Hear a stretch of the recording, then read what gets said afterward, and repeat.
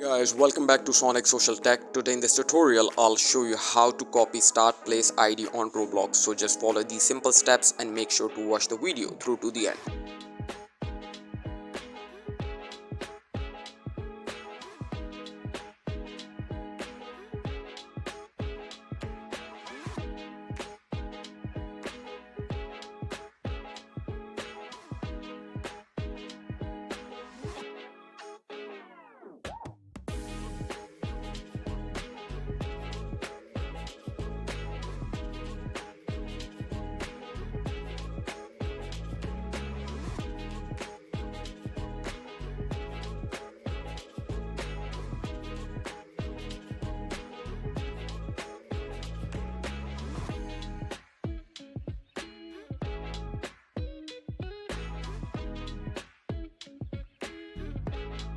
Thank you for watching guys. Make sure to like and subscribe.